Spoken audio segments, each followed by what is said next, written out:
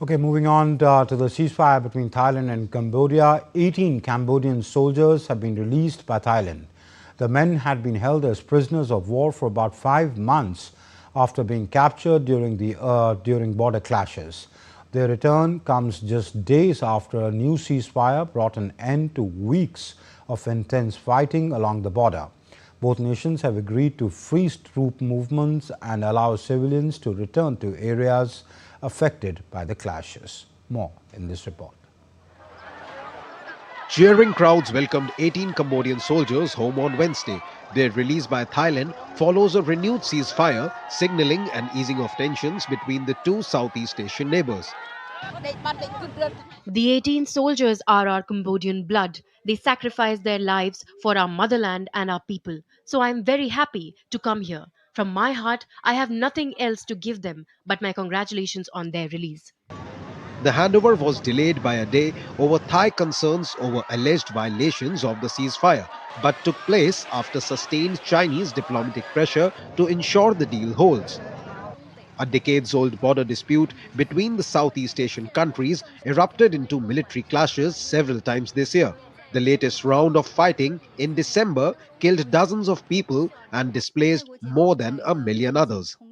The Southeast Asian neighbors agreed to halt fighting at noon on Saturday, ending about 20 days of clashes. Saturday's deal had seen both sides agree to freeze the front lines where they are now, ban reinforcements, and allow civilians living in border areas to return as soon as possible. The captivity of 18 Cambodian soldiers since July during an earlier round of deadly clashes has inflamed nationalist sentiment in Cambodia, their release being one of the main demands of its government in the ceasefire talks with Thailand. Cambodian Defense Ministry said the soldiers were transferred at a border checkpoint on Wednesday after 155 days in Thai custody. The governor of Cambodia's Battambang province, Suk Lau, described the returnees as heroic soldiers. On Wednesday, Thailand's foreign ministry said the release of the soldiers was a demonstration of goodwill and that it hopes Cambodia would reciprocate this goodwill through its concrete actions. We think at the current moment we can manage to deal with the situation bilaterally.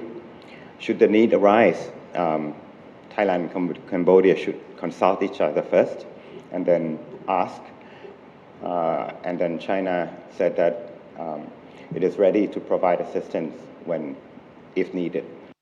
The border clashes flared up again this month after a previous ceasefire deal brokered by US President Donald Trump and Malaysian Prime Minister Anwar Ibrahim collapsed. The clashes, which have also seen Thailand launch airstrikes along the border, are the most serious since the ceasefire was agreed in July. Bangkok and Phnom Penh have also agreed to freeze troop movements and cooperate on demining their 800-kilometer disputed border.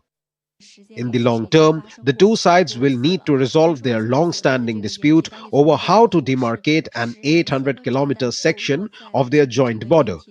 The disagreement dates back to the early 1900s when France occupied Cambodia.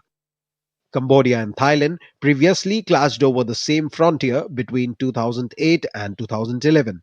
The disputed border zone is home to 3 1,000-year-old temples built by the Khmer Empire.